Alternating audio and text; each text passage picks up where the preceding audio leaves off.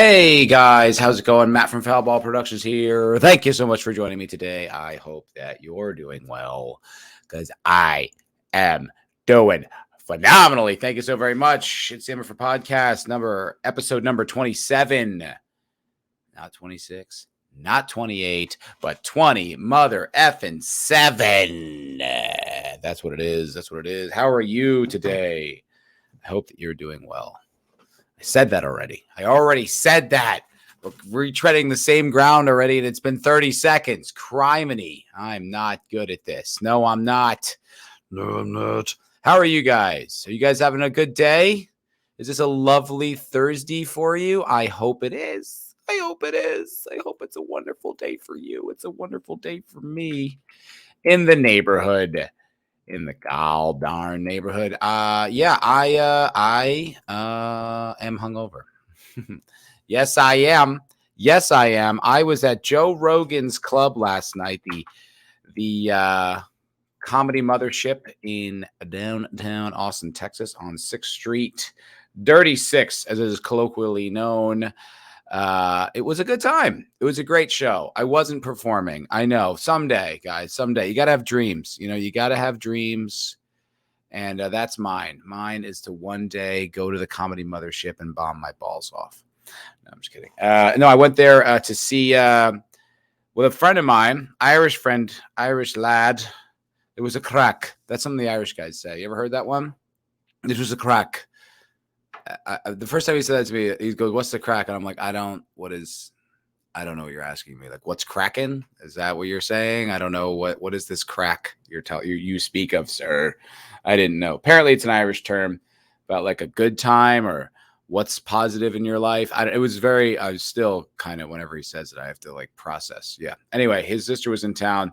So we went to the comedy mothership, got tickets to the Little Boy. There's 2 rooms, Fat Man and Little Boy, references to the 2 nuclear bombs we dropped on Japan. Very insensitive of Mr. Rogan. I don't appreciate that kind of comedy. Okay. People died. It wasn't funny. Actually, it probably wasn't. But regardless, that's what he calls the 2 rooms. And the Fat Man is like where the headliners go. Like they had Joe Rogan and Friends is whomever. And then Little Boy are different rooms. I went to Little Boy and saw a few local comics. Like one of the guys who like opens up the show, like works the door, is awesome. He's hilarious.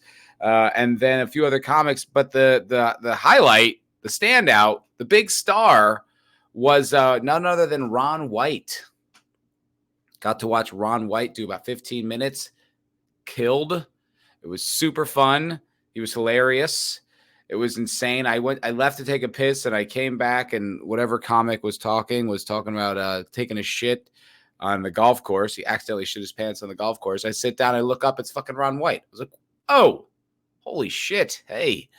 Which is like, some cool comics come through. I saw Kim Congdon, who's a New York comic. She used to date Louis J. Gomez. She's very funny. I saw Brian Simpson, who's a great comic. Black dude, lives in Austin. Really funny dude. But you don't quite expect to see a legend in that little room. And I got to see a legend. So it was pretty sick. It was pretty cool. It was a good time. It was a good time at the Comedy Mothership. But I got loaded. Yes, I did. We went to the show.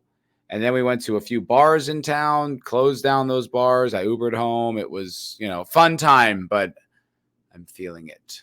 I'm feeling it today. And, but I missed you guys. I missed you. I wanted to say hello and see what you were up to and talk.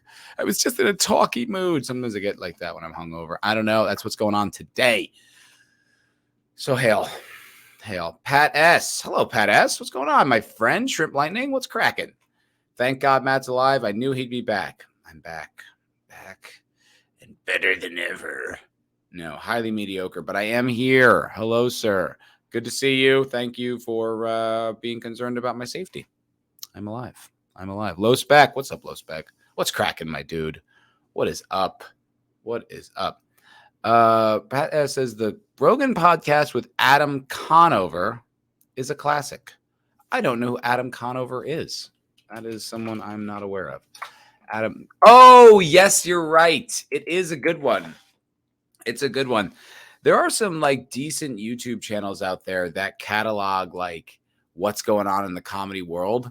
And there was a dude like the worst Rogan guests of all time or whatever. And that guy, Adam Ruins Everything, Adam Conover, is considered like one of the worst. And you're right.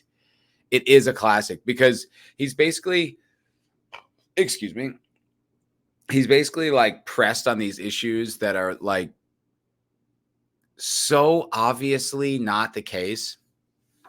Look, whatever you think about trans people or whatever, and are they born women and are men and whatever, I mean, you know, I would say almost you round up, none of them are, but probably there are a few. I don't know. I'm no biologist, and I understand that's the answer you're supposed to give in this situation. But I will say this. Whether you're born in the wrong gender or not, if you happen to be born with an XY chromosome, you can throw balls further. That's typical. That's pretty standard. You can punch harder. You can jump higher. It's just kind of, it is what it is. And this guy, this clown, Adam Conover, which I didn't even really know his name. Adam ruins himself on Rogan. Indeed, he did. He made himself to be a total ass. And he was trying to like, well, I don't have the numbers on whether women are as strong as men. And you're just like, dude, shut up, man. We know what this is. And Rogan, I think like the first time I ever really heard any controversy around Rogan was that he was talking about trans female fighters and getting into the octagon. And he was actually really reasonable. He's like, look, if you say that you used to be born a man, or you were born a man, you used to be a man, and you want to get into the octagon and a female fighter wants to fight you, that's her right. And she should be able to do that, which is still weird. I think like even that I think is a bit like, I'm like, no, I guess if she wants to, but we're not going to extend that to Nate Diaz. Like if Nate Diaz wants to go, yeah, I'll go. Hey man, I'll go in there and I'll fucking fight some girls. Not the best Nate Diaz ever. Look for Shane Gillis for a good Nate Diaz impression. But if he wants to get into the fucking, women's heavyweight division and just start throwing punches, no one would be like, yeah, of course you can do that. Like everyone would be like, no, obviously you can't do that. But for some reason, if you're a guy who calls himself a girl, then you can. That option is now open to you, which is insane. Obviously. So Rogan was saying about how even in that scenario where if a female fighter were to go up against a female fighter who like used to be a man, then he can, she should be able to do that. Like I said, I still think that's a little extreme, but that was his position. But then he was saying his biggest problem was that people were lying about it. They didn't disclose the fact that they were born a man. And so they would get into these fights and like one woman had her skull fractured. I think like the beatdown was so severe that like she like left with kind of permanent damage, and she didn't disclose that, or that person didn't disclose that.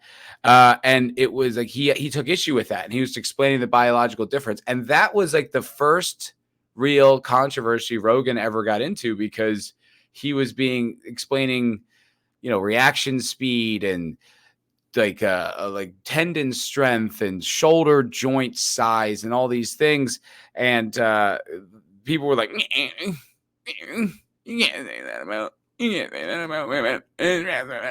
And he handled it really well. Now he is the controversial podcaster. I feel like that's died down of late, but for a while there, like listening to Joe Rogan was like akin to like bigging up like Alex Jones. It was like, whoa, you listen to that? That's, oh boy. People would label you, like the way they want to label like everyone who's like a Republican. They would do that with like, if you listen to the Joe Rogan podcast, like, oh yeah, you fucking idiot. And in fact, even last night, I was talking to somebody who had like a strong opinion about the Joe Rogan podcast, and just kind of like, I forgot where he went with it. It wasn't a great point. It wasn't even all that memorable, but still there's this stigma around Rogan. I'm like, have you ever listened to his show? Ever? Have you ever listened to one episode? First of all, even when he's talking about controversial subjects, he's extraordinarily reasonable. I just gave you an incredibly reasonable argument that he made that I think I don't even agree with. And that this is the most controversial guy. But like most of the times he's just talking about like DMT. There's like that meme. It's like, oh, cool. Have you ever done DMT? You ever eat elk meat? Like that's his thing. He likes to bow hunt and fight and make jokes. It's pretty harmless stuff. I don't know, like it's still, but like people just the fact that he pushed back against the old jabberoonie there, and is like maybe we shouldn't let men who call themselves girls beat the Christ out of women in the octagon. They're like, who is this Nazi? Who's this right-wing lunatic? It's like I don't think you're characterizing him very well. I don't agree with your description of his point of view, but he is viewed that way for some reason. Still to this day, is this kind of like meathead, like true, like North Star for every toxic male with horrible opinions and Republicans and it's so goddamn juvenile. I don't like it because I don't really care what people's opinions on things are. Like I will discuss kind of anything with anybody about like their opinions. Like I genuinely do. I usually like I've talked to like genuine like white supremacists with like red laces in their Doc Marten type guys. And I'm just curious about their mind. I'm not like empathizing. I'm not like, yeah, totally. We should get rid of him. You're right. My brain doesn't work like that. But I'm genuinely curious, and I will talk to anybody about anything. What bothers me, though, is when people have opinions about things they haven't experienced.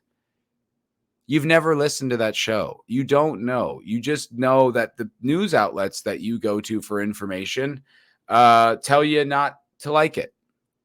Now, I will say I've probably been guilty of that myself. The Barbie movie is a great example. I don't see him here in the chat, which does break my heart because I don't get to see that little criminal. But Sentient Dildo says he loves the Barbie movie.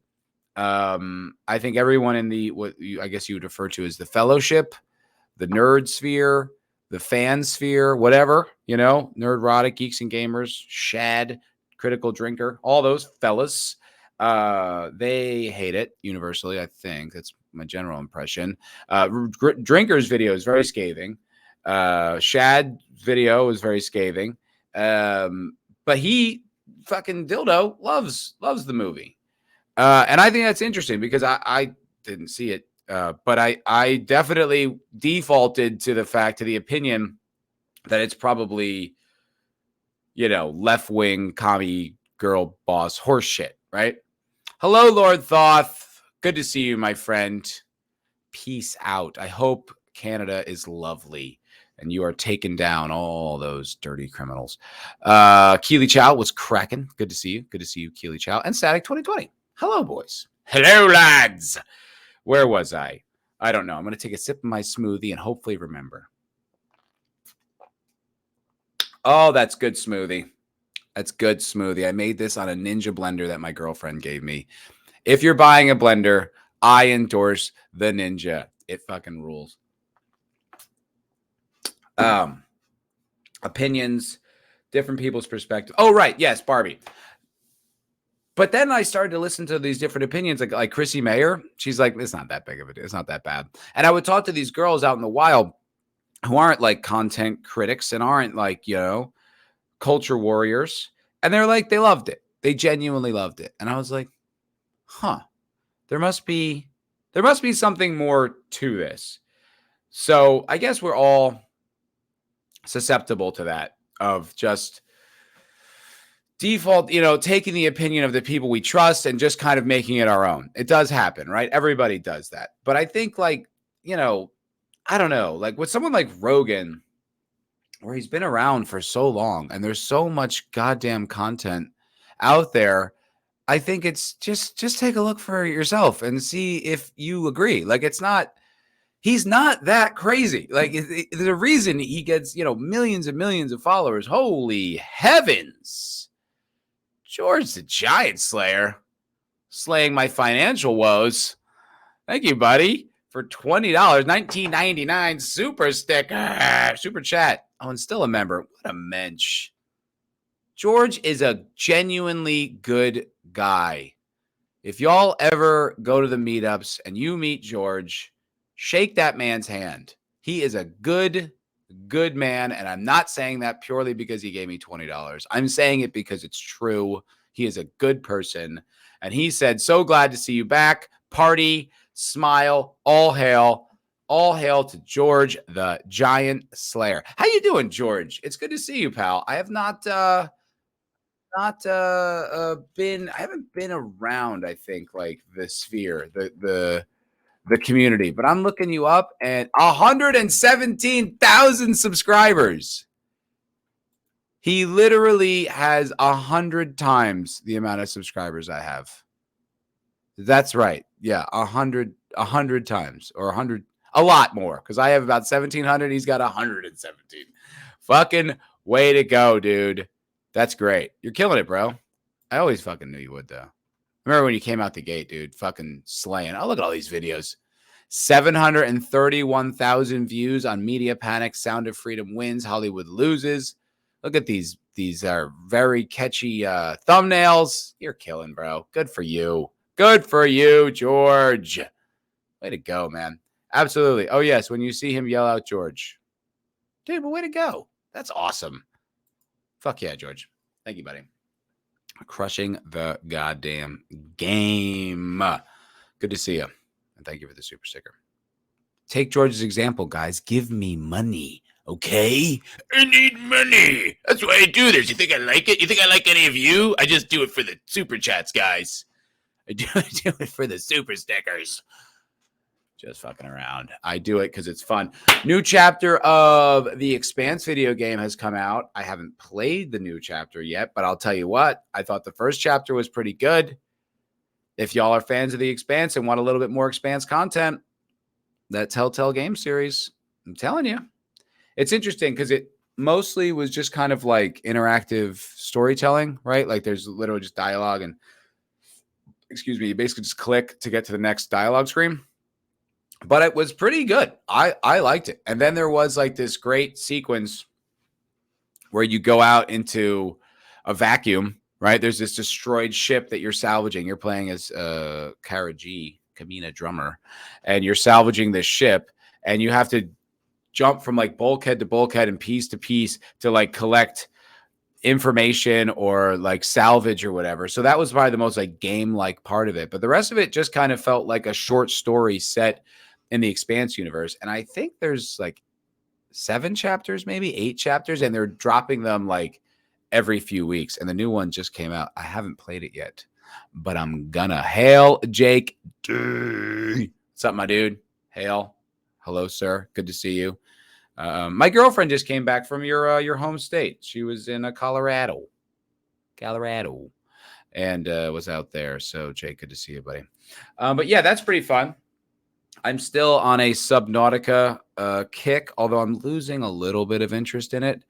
I don't know if you guys have ever played it. I love it, but I feel like I'm on the home stretch. Like I've played through so much. I mean, let me see how many hours I have in this game. It's a lot. I have 41 hours, and that's in just a couple weeks. It's not a lot, but I'm at the home stretch where basically I have to get like the final mineral in the lava lakes, but I'm having trouble. I'm bringing my submarine down there, and I keep getting attacked by big monsters. Although the submarine is much more durable than the sea moth. But yeah, no, I'm kind of losing interest in that, which is a good thing, I think, right? Do y'all ever get into those like game loops where it kind of consumes your life? I feel like that's been my life for a few months here. Dredge, Dave the Diver, Subnautica. They've consumed me. They're very satisfying. They check that box. They release that drip that I love. But then like you kind of come out of it like you were on a bender. Like, oh no, what have I done? How long have I been on this? George the Giant Slayer asking, is the live stream coming back on Fridays? I miss the 8-hour streams. Oh, thanks, George. Sometimes. That's what I'll say. Sometimes. I can't commit to it because my new job doesn't really allow me to have Friday nights off all the time, but I get them more than once. So every once in a while, yes, I will, but it's going to be sporadic. I can't really plan on it. I'll try to give as much notice. Excuse me. I try to give as much notice as I can, but it's not something I can commit to. But yeah, they were a good time. We did one last Friday. We did it this past Friday. Went for about 5 hours, which was a good time. It was good to see everybody back. It's a fun show. It's a fun thing to run. The thing about those long streams is they don't really build your channel at all. And they take a lot of time and a lot of energy. So it's not something that I can like really commit a lot of energy to, because it's like, there's only so much time in the day, only so many days in the week, and only so much energy I can commit to making this channel. And I've been a pretty lackluster YouTuber over the past few years. And I don't want to do that anymore. And I'd like to make content that actually gets views and gets new eyes on the channel. So doing this 8-hour streams on a Friday is just not really conducive to those goals. But I'll tell you what, I will be doing them on occasion. Can't tell you when, but on occasion, there will be more MFer cocktail lounges because it's good. It's fun. Got to hang out with Vidge, my buddy Vidge, even though he showed up at the end and I was already pretty drunk. But got to hang out with him, and I love that guy. We were going to stream yesterday, in fact. I was going to do this show live yesterday, but I got an invitation to go to the Comedy Mothership with a buddy of mine. His sister is in town, so we went to the comedy show, so I couldn't stream with good old Vigilante Williamson. But more content to come, folks. Like, subscribe, share, tell your friends. Lord Thoth, have you tried dressing up like a lamp, Matt? You know what? I haven't. I might revise that character. It's one of those characters. They say there's a Hollywood story about Chandler, Matthew. What's his fucking name? Matthew Chandler? I don't know. I can't think of his name. The guy who played Chandler on Friends. Apparently that Chandler character was a character that he had like kind of in his back pocket. Like he was just something he would do in auditions, which actually makes sense from like a practical point of view. You would go and like, you'd have like a set kind of perspective, and you would just bring that character to different auditions until it clicked. And I guess that worked with Chandler. But maybe that could be me with my lamp. I already have it in my back pocket. I've already crushed. You guys saw the video. I killed it as a lamp. Okay. Have you ever killed it as a lamp? I don't think so. Okay. No one does lamps like me. Lamps and ottomans, bro. I'm fucking diverse. All right. I got range, son. So maybe that'll be my angle. Static.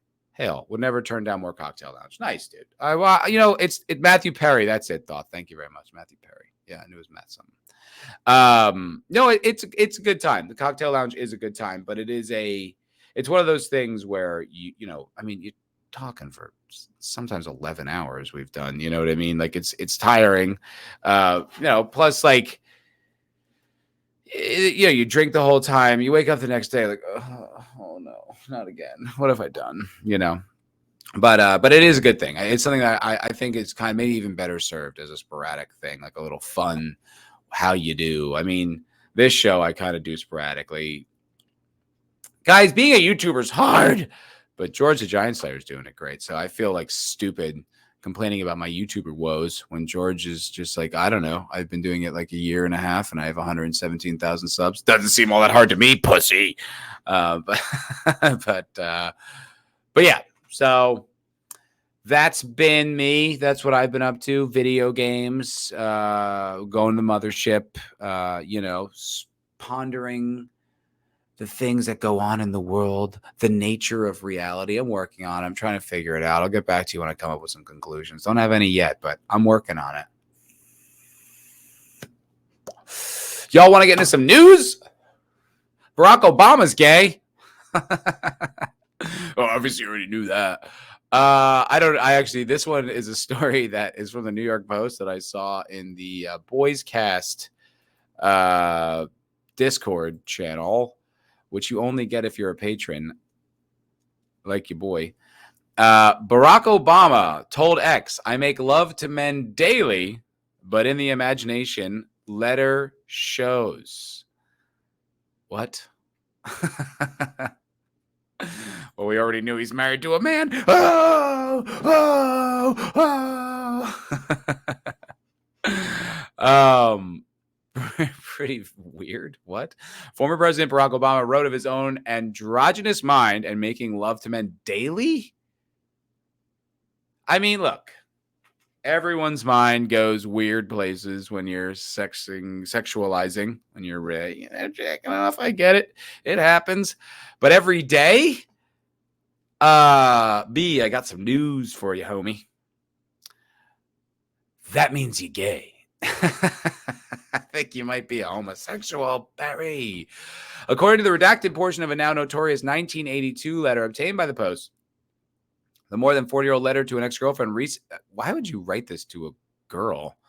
What girl is going to be like, oh, tell me more about how you want to bang men? That's so hot. I don't. In my experience, that's not what attracts women. But maybe it does. I don't know. I've never tried it. I'll give it a shot with my girlfriend. I feel like my fucking Republican girlfriend would break up with me that day. But, who knows? Maybe he'll turn her on. I'm not sure. It worked for Barack Obama. Okay, recently resurfaced after Obama biographer David Garrow gave a long-winded interview on the one-time commander-in-chief. What is that? That's a weird way to phrase that. The one time? Like, just this thing I was doing being the president. I feel like it kind of defines your existence once you do that. The one-time commander-in-chief. And it was 2 times, okay? Just like Trump. In regard to homosexuality, I must say that I believe this is an attempt to remove oneself from the present. A refusal, perhaps, to perpetuate the endless farce of earthly life. Is this how he writes? What a homo. He is gay. Look at this flowery language. You see, I make love to men daily, but in the imagination. Oh, and what? He was 21? Okay, as much as I would like to dunk on him for this gay ass shit, everyone's gay when they're 21.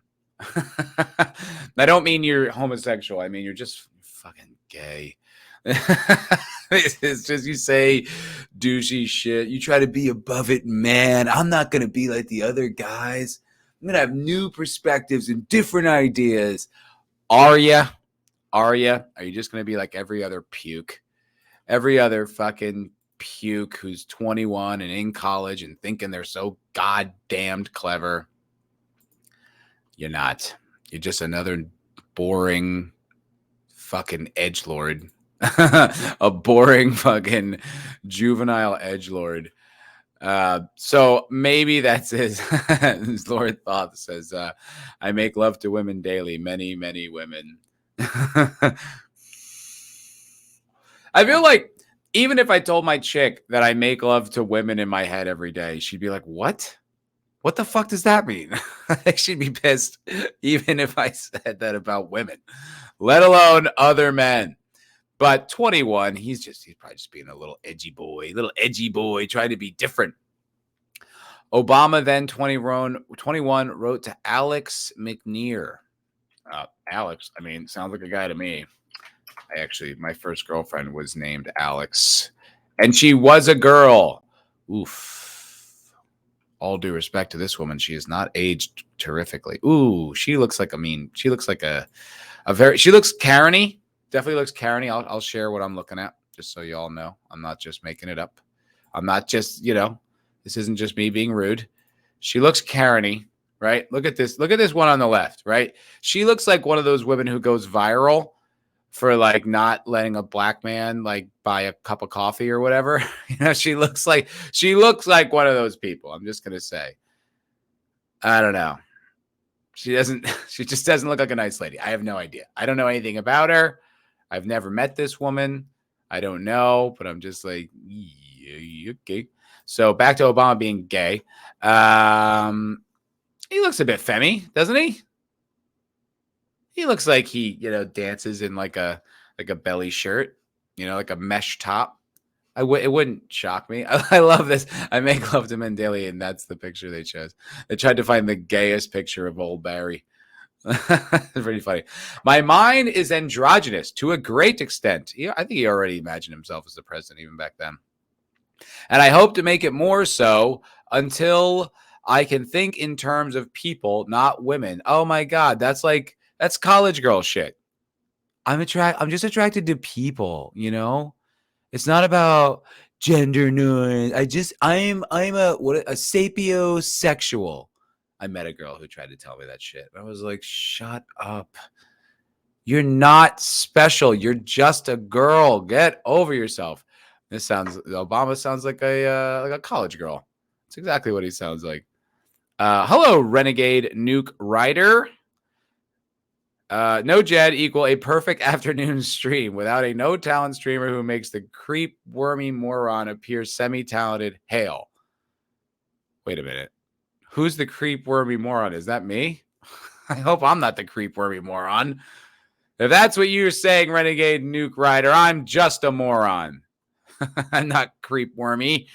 Look, I love Jed, okay? I understand the cocktail lounge on the Roadhouse is not everyone's favorite show. I get it. That's fine. You don't have to watch it. But, he's trying to keep the spirit alive. I don't know if he's, he doesn't seem like he's satisfying the entire audience, but he's trying. And I give him credit for that. Look, I love Jed, okay? He means well. Be nice to Jed. Or don't. I don't care. It's the internet. Who gives a shit? Be mean to everybody. But in returning to the body, I see that I have been made a man. Oh, God. This sounds like commie college puke bullshit. And physically in life, I choose to accept that contingency. I don't even care if you suck dick. That is so gay to say that. I choose to accept that contingency. That's the gayest thing he's ever done. Even if he's had sex with men, that's gayer. McNear, who dated Obama during the year at Occidental College in Los Angeles, later redacted the salacious paragraphs. Why? Did it look bad? I imagine. Which Pulitzer Prize-winning historian Garrow hunted down and included in his tome Rising Star. The letter is currently owned by Emory University, which doesn't permit it to be photographed or removed. Why? That's so annoying. Okay, not removed, but not photographed? Who gives a shit? I want to say that his handwriting looks feminine, but it doesn't really look feminine. My handwriting is terrible. I do love the joke that he married a man. I think it's funny. I don't think it's true, but I do think it's hilarious. Keir provided the redacted portion of the letter to the Post. Obama, father of two, is married to his wife, Michelle. Wink. Michelle since 92. Garrow said there was nothing unusual about Obama's youthful musings, except that they suck. I'm a historian, not a psychologist, but I think it's public record news that is a vast majority of human beings have sexual fantasies, he said via an email. Okay, that is just flat out insincere. That's bullshit. I mean, they fucking still talk about Trump grabbing him by the pussy. Still talk about that. Still bring it up. Still use it as an attack. Okay, so if you're telling me that the sexual fantasies or thoughts or whatever of a president are irrelevant, no, absolutely not, and you know that, especially if you're saying he's gay. Come on, that is huge news. Whether he's a actual homosexual, empathizer, dude, think about if. Well, I don't know. Like I was just trying to say, think about if the left found out that Obama was actually gay. I mean, they'd obviously spin it, but I don't think they'd be thrilled because Michelle and the kids, I think they love him, the image of him, what he represents. But that I think still like gay president would be good for them. I don't know. And then the right obviously would run with it forever because how do you leave that one going? But I don't know. Let's see what's going on in the chat. Joe's atmosphere. I'm a lesbian trapped in a man's body. So you're a bitch, Joe? So you're a fucking chick, Joe? All right. Is that what you're saying? Is that what you're fucking saying? You want to get double dildoed? Fucking homo. Just kidding, Joe. Just kidding.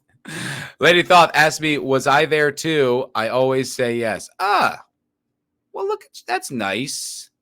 That's very inclusive fantasy. I was listening to Danny Polishuk on the Boys Cast say, you think my fantasies include you? What? Why? Definitely, more early on in my relationship, my fantasies included my girlfriend.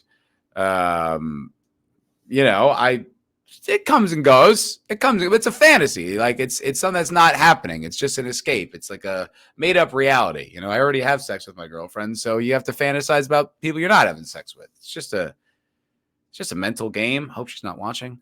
I don't know. She might be. She's in the airport. I love you, babe. Love you very much if you're watching.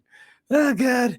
Small Town Republic, hail to you. Obama's mom's name is Stanley. No wonder he's confused. Stanley. Go get the hot oil, Stanley. Yeah, I guess so. So my friend's dad hates Obama on a level that I've never quite encountered. Like, really hates him and was talking about him and just all this stuff. But he brought up some interesting things that, like, I don't know what's conspiracy theory and what isn't, but like, did Obama like grow up in Indonesia and then like move to Hawaii as like an American? Like, is any of that true? Because it's pretty interesting if it is. I don't know if it's true. I have no idea. Honestly, I don't know if I care either. I don't like, to me, it's more like what your actions are. Like, to me, that's kind of like an ad hominem, you know, it's just like, oh, well, you know, he's not even American. It's like, that doesn't like, yes, legally you should be an American if you're going to be president. I think those laws should enact, but it's also like, what makes him a good president or doesn't, you know, like that's what matters to me. It's kind of like the same thing with Trump. It's like, oh, you know, he lost money. You know, he's not even a good businessman. It's like, okay, I'm not investing with him. I don't care.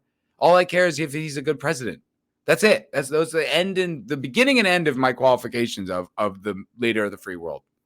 I don't care what you said or did before you were in office, and I don't really care what you say or do after. What I care about is what you do with the time you have in that office. Were you good or were you not?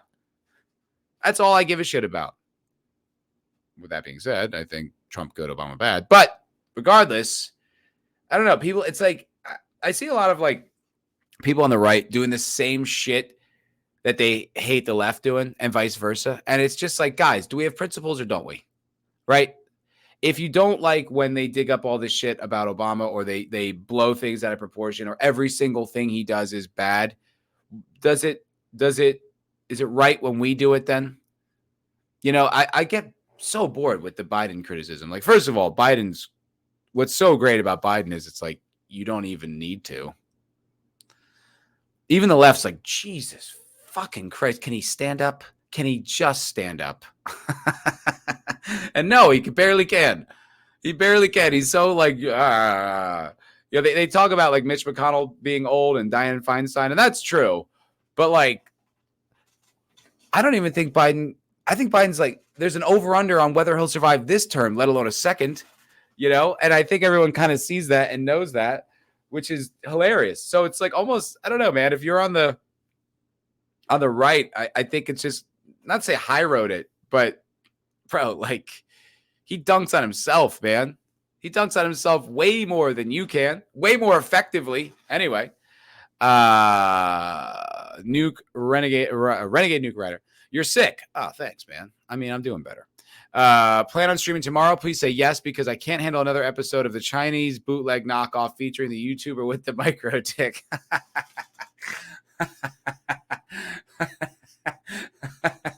That would be a pretty funny handle. The YouTuber with the micro dick. Might skip that one. I'm not. There is no cocktail lounge on this channel tomorrow, man. Sorry. I apologize. There will be a Roadhouse, I believe, according to Jed. I am working, so I cannot be there. I might come in later when I get out. I don't know. Stop in, say hello, say what's up. But there will be no MFer Cocktail Lounge on my channel tomorrow. I apologize. You are stuck with the Roadhouse or the other endless entertainment options we are all provided nowadays. So I don't know. Lord Thought.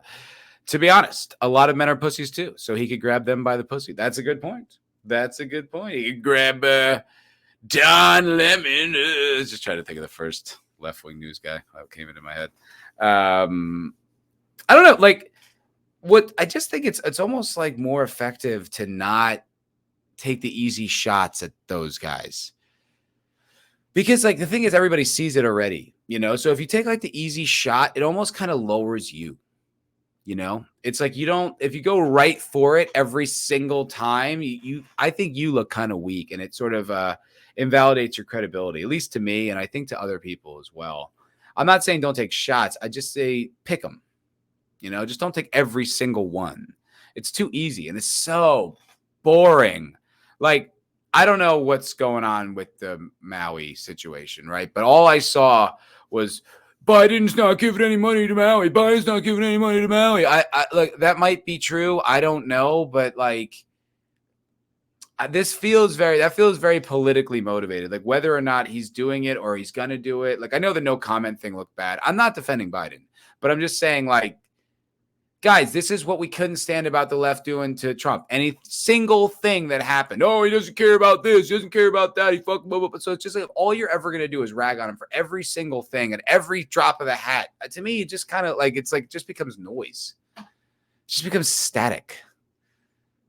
Like, it's just, I don't know. Like, to me, that's just like tribal warfare, like everything my guy does is good and everything their guy does is bad, no matter what, without exceptions. Like, all right, well, then why do I ever want to inquire about what you think about anything?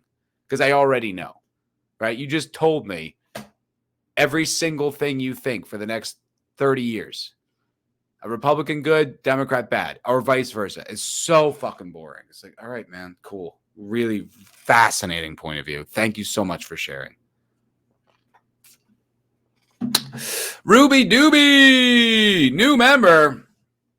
Ruben, you come on my fucking channel and you don't even pay the privilege to be my member?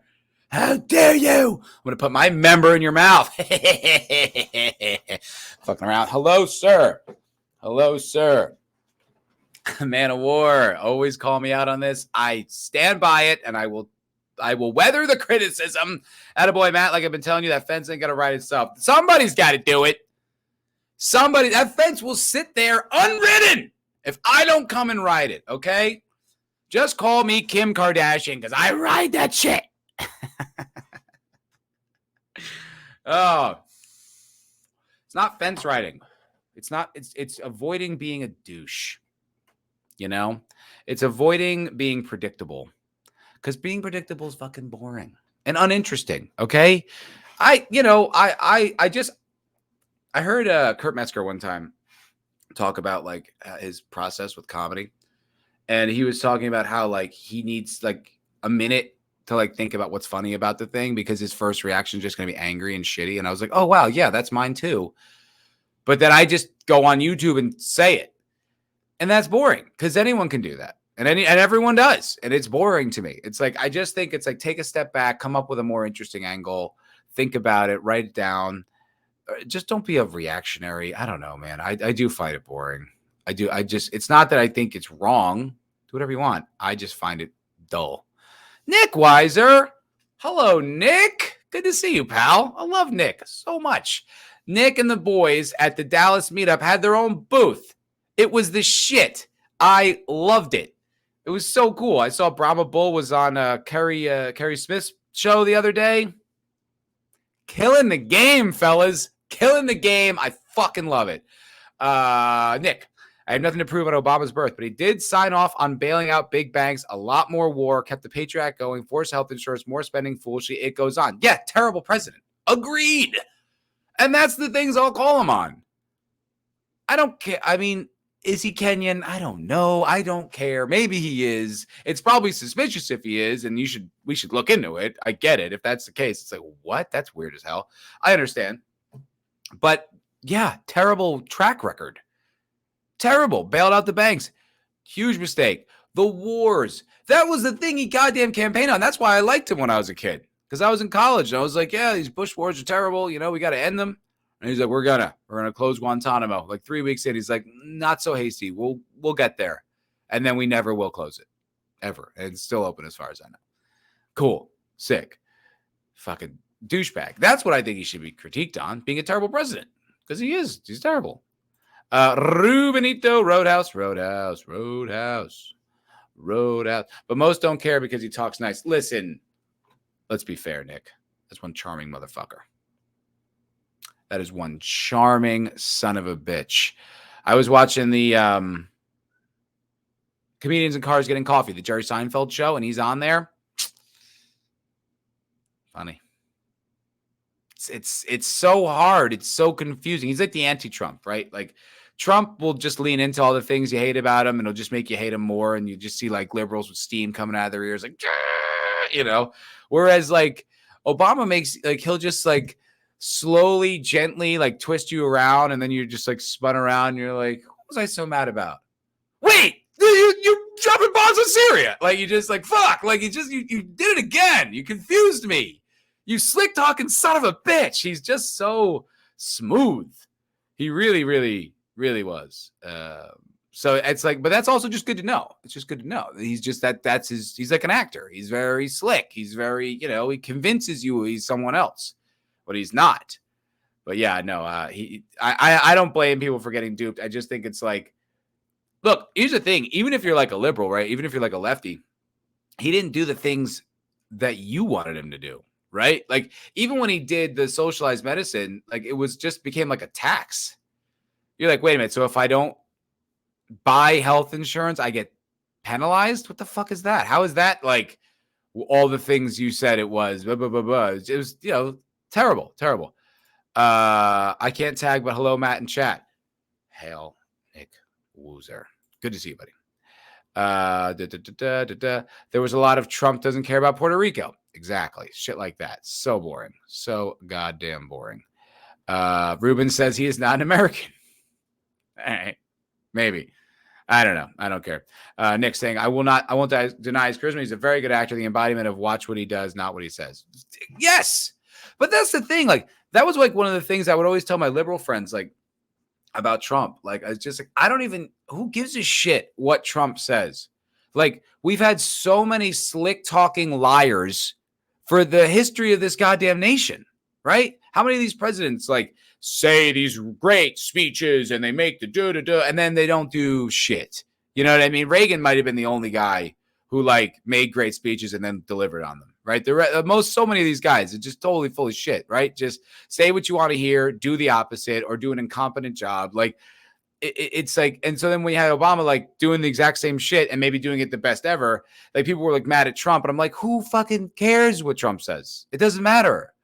Look at what he does. What matters is what he does. That's all I care about. I care about him writing legislation. I care about the policies he does. I care about us not spending money on foreign wars and shit. Like all these things. Like it's that's what fucking matters. People get so wrapped up in these like sound bites and shit. Like, I don't know.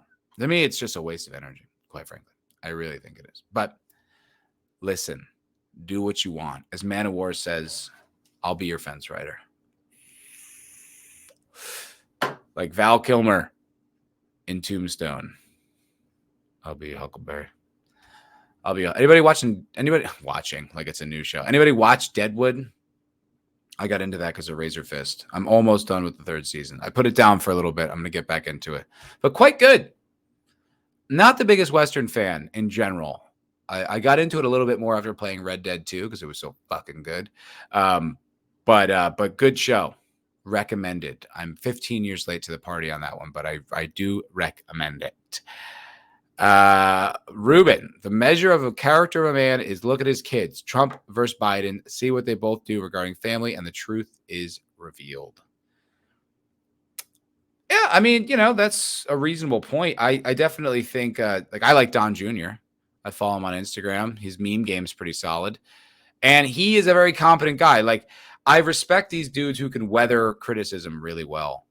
That's an impressive feat because being critiqued or hated is a hard thing to live through. That's a difficult, that feels very bad. And if you can roll with that and you can live through it and like continue to, maintain your posture and your dignity while it's happening, I fucking respect that. And that's something Don Jr. does really well. I mean, he definitely stokes the flame for sure. But I always liked Don Jr. I thought he was a pretty reasonable guy. Like, he's obviously team Donnie, but I like him. I always have.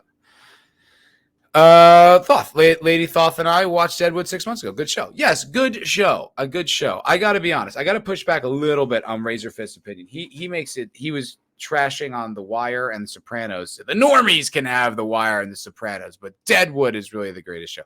I don't agree with that. I do enjoy Deadwood, but I don't think it's the greatest show. I'm in the 3rd season, and I'm like, all right, like, when's this gonna wrap up? You know, I'm just kind of like, okay, like I'm curious and I'm liking it, but to me, it's not like the greatest thing. Whereas like when I watched The Wire and The Sopranos, like I couldn't get like when it was over, I was like, fuck, shit, I need more. You know. Hello, Sammy boy, Sammy Brand Muffins. Hello, man, my friend. Good to see you. Good to see you. Let's see what else is going on in the world. What else is going on? Oh, there's a Rick and Morty teaser. Anyone care? I kind of care. I'm curious, and here's why. I think Rick and Morty is incredibly overrated, but I did really, really enjoy the first season. I'll say how Rick and Morty works is to binge it. What's up, Juicy Fruit? Hey, buddy. Hello. I think it doesn't work if you're waiting week to week for episodes because they can't deliver. It's only like 20 minutes when you get rid of commercials. Like, it's fine, but it's not entertaining enough. But if you binge, if you sit there and watch, 6 episodes of Rick and Morty or whatever, it really works like that. It's fun, it's wacky, and then none of the episodes have that much importance. They don't matter. Like, they don't have like this gravity to them. They're just like whatever. So that, I think, is the best way to do it. Thing that why I'm interested about what's going on with Rick and Morty is that unless they somehow figured out a way to bring him back in, the co-creator, whose name's escaping me, it's Dan Harmon and what the hell is his name? Rick and Morty. Justin Roiland.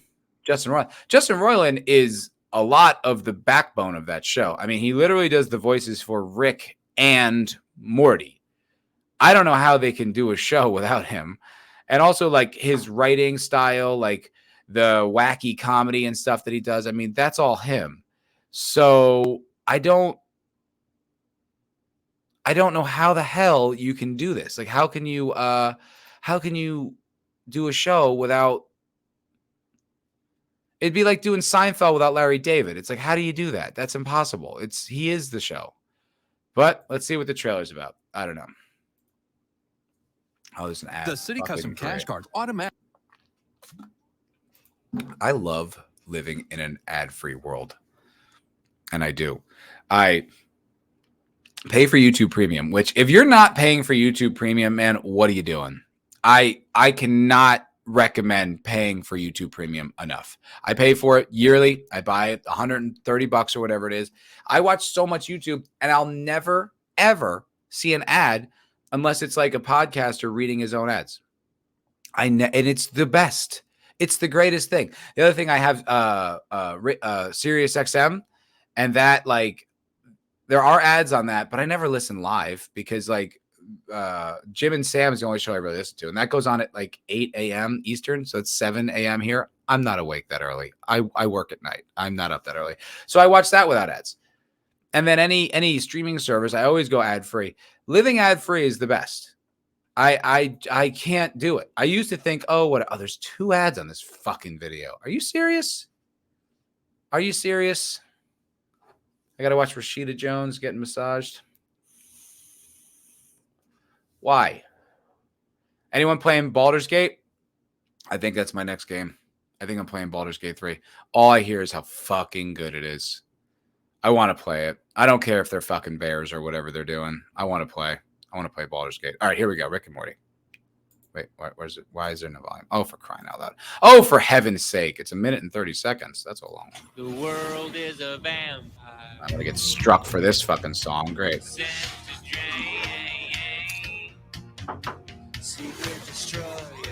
Flying through a vagina in space. Wait, this is the old. We saw this already.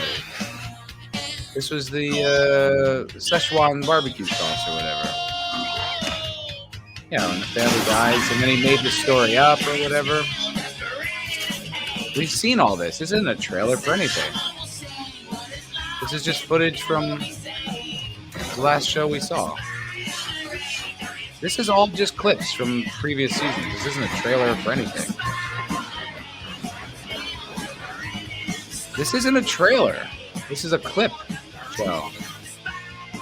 And they're just playing Smashing Pumpkins over it. I've seen every one of these clips. Nothing here is new.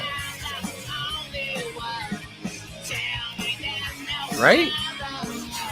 I don't understand. How is this a trailer? That wasn't a trailer. That was horseshit. What a lie.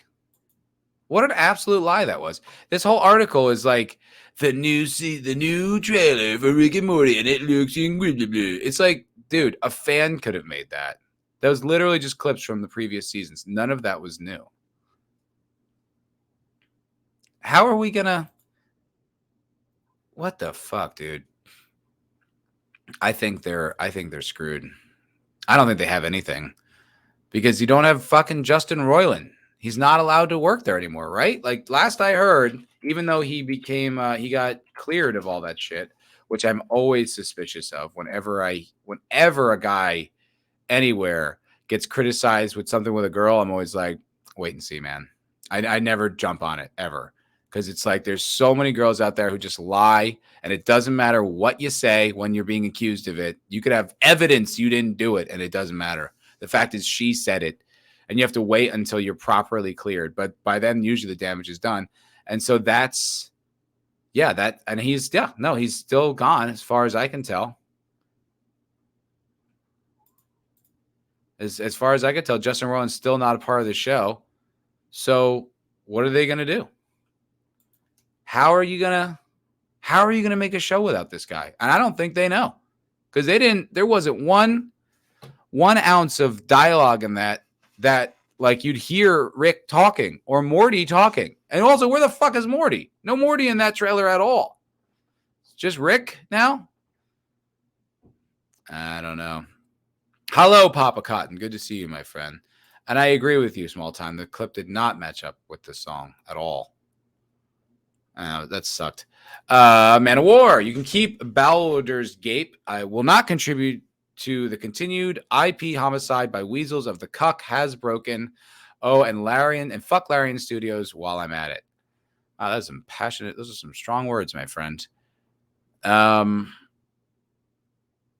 don't know. I mean, to me, the thing I think about D&D that doesn't matter really is that because it's not like a video game, you can play it however you want. So if they fuck it up, let them fuck it up. Just play the old ones or make your own.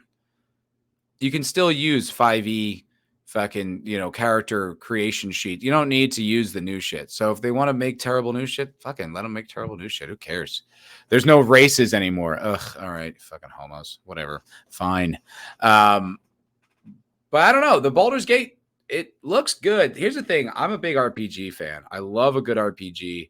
I haven't played 1 second of Baldur's Gate. I haven't even watched any real gameplay. But what it seems like is it's a genuine RPG where you get to make choices and you can kind of play it open as you want, which is how they sold Cyberpunk. And it was not that at all.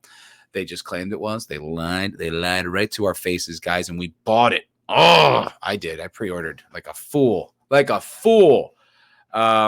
the only true like RPG that I've really ever played where it's like genuinely open is like Fallout 1, 2, and New Vegas, where you can kind of do it as you want. You can talk your way through all those games if you want. You don't have to kill anybody. You just like talk, well, kind of.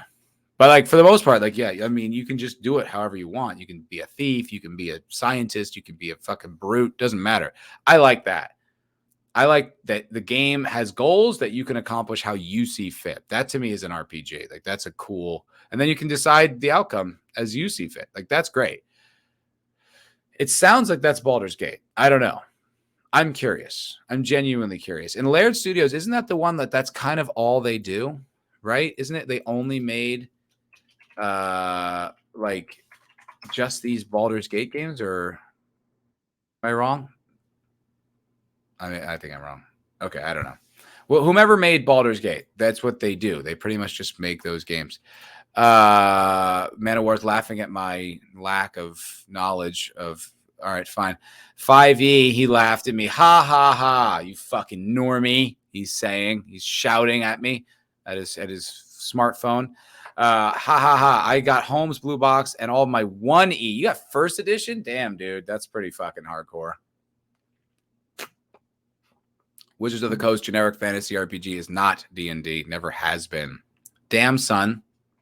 All right, well, you've clearly got some passionate opinions about it. I understand. I empathize. I do.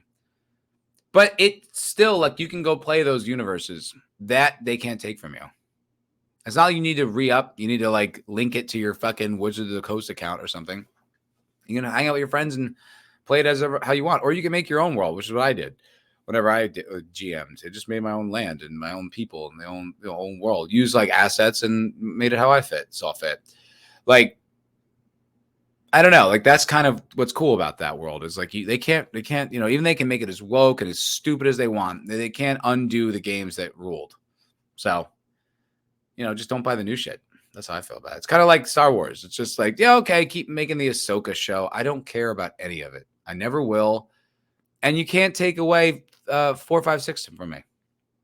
You can't. They're still perfect as they exist. I mean, even though Lucas tried really hard to fuck them up, they still exist as they are, and you can't undo that for me. And so, whatever, man. Go fuck yourself. Man of War says he'll provide photos when you're done streaming. Yeah, send it to me on I would say send it to me on Twitter, but you have my number. Just text me. What else we say it in the chat? 30 hours, haven't played anything. 30 hours in, haven't fucked anything. I think I'm playing it wrong. Yeah, apparently that's part of it. You haven't fucked anything? Baldur's Gate is awesome, he says. Fuck, now I want to play. Shit, I might play. I feel like I've run aground in Subnautica. I'm a little bored with it. I'm not bored. I'm just like I don't know. Like I'm curious to see how it plays out. I want to get to the ending, but I haven't gotten there yet. But fuck, I think I'm gonna play Baldur's Gate. Is it out or is it still in beta or whatever? I haven't played. I mean, I haven't even looked into it, but I want to. I'll stream it, and Man of War can heckle me. It is released. $60, not 70. Hey, say what you will. They could have charged it $70, which to me feels like way too much. 60 is still a lot, but at least it's not 70. You can save that $10 and buy yourself a fun little indie game. Support an indie creator. There's lots of them. John Wayne, no longer drinking SJW tears, but he's here. Hail. Glad to see you back, Matt. Good to see you too, sir. Just have to ask because it's in the public consciousness right now. What is your opinion of Oliver Anthony's Rich Men of North Richmond? I listened to it yesterday. I kind of avoided it at first because it was too much of like the right being like, this is the greatest thing you've ever fucking seen. And I'm like, all right, well, I'm probably okay on that then. Because it's a little too much, there's a little, when people are too enthusiastic, it's kind of like, when the left is like, oh, the best superhero ever is Captain Marvel. You're like, okay, I probably don't need to see it then. But I did listen to it because I was genuinely curious. I liked it. I thought it's really well performed. Guy's got a great voice, and it was in my head. It was definitely like it stuck with me. So it's like well constructed song. I thought there were some parts that were a little on the nose, like too specific, but for the most part, I thought it was a good song. Like I got it. Like, and I understood like the working class like ethos. I like that. I thought it was good, and I understood like what's the line, like working too much for bullshit pay, and the dollar ain't worth shit, and it's taxed out the ass or whatever. Yeah, you know what I mean? Like, yeah, absolutely. You know what I mean? Like, empathize 100%. Like, trying to live like even here in Texas. Like, granted, I live in like the People's Republic, and it's more expensive here, but dude, like try to privately pay for health insurance on like a regular normal job. It's fucking insane. Like the cheapest plans are like $600 a month or some crazy shit, and they cover nothing. Like it's terrible. Like paying out of pocket for all this stuff, and then like like if you're making like $25 an hour, that's not much, and it doesn't go far, and that's like a high, hourly rate. You know what I mean? For just a regular working class job. And it doesn't go very far, and it's hard to make anything out of that fucking money. So I thought it was good. I thought I got it. You know, it's like I said, it's still a little too, we all love it so much. It's just like, okay, guys, like you basically, you know, I don't know. I kind of bristle out a little bit, but I thought it was a good song, and I like it. You know, I like that it encapsulates, you know, a perspective and feelings that are authentic. You know, I agree. Papa Cotton says political songs are cringe as fuck. For the most part, they are. This one I just thought I didn't cringe super hard at it. You know, I cringed more at the reaction where people are just like, you know, but there were some good memes. You know, it was just like Ginger's, they do have soul. They just saved it all up for one song or something like that. I was like, no, that's pretty funny. But like, Man of War says, opinions like that'll cost you your Film Actors Guild Award. Matt Damon. Fag.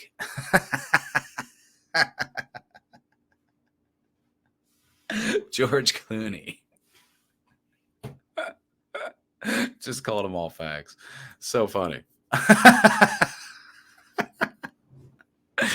Oh, for heaven's sake. For heaven's sake. Check out Subnautica. Yeah, it's cool. It's different, man.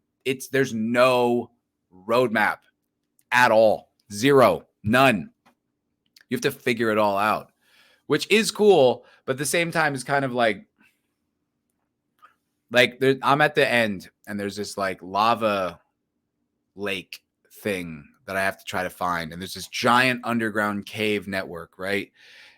And I'm trying to find it, and it's like these monsters are attacking my submarine, and I can't find it, and it's hard to navigate this big sub like in this underground cave, and I'm just like, I'm losing a little patience with it. But there were weeks there, dude, where I was like addicted. Like, you know, that conversation you're having with yourself where you're like, go to bed. You need to go to bed now. Go to bed. Fuck. Okay, fine. Let me just go get the gel sack, and then I'll plant them, and then I'll go to bed. And then you go do that, and you're like, oh, fuck, the battery on my flashlight's low. Let me get the new battery. Oh, fuck, I got to go get a mushroom to get the new battery. Okay. But and you just keep like, you know what I mean? And then another hour goes by, and you're like, it's 4 a.m. You have to go to work tomorrow. What are you doing? So it has that hook. It has the hook. I do recommend it. I genuinely do. All right, guys, I got to wrap it up because I do have to go to work. I do got to go get bullshit pay, overtime hours, and get a tax out the ass, and the dollar ain't shit and all that stuff. I got to go do all that. So thank you very much for hanging out with me. I appreciate you guys. It's a good ass time. Static says don't play Baldur's Gate because it's got the same hook. Yeah, no, I think you're probably right. Maybe I'll turn it into content. Monetize my addiction. You know what I mean? Can't really hurt. Thank you guys very much for watching the MFer podcast. This was episode 27. I don't know when the next one will be, but it's going to happen. I'm going to stream more. I'm going to talk shit. I'm going to ride the fence. Fence riding fighters. No, I appreciate you guys watching. I appreciate you guys hanging out. Whoa. Valheim, 3,060 hours. Holy shit. I don't think I have anything approaching that much. Maybe New Vegas.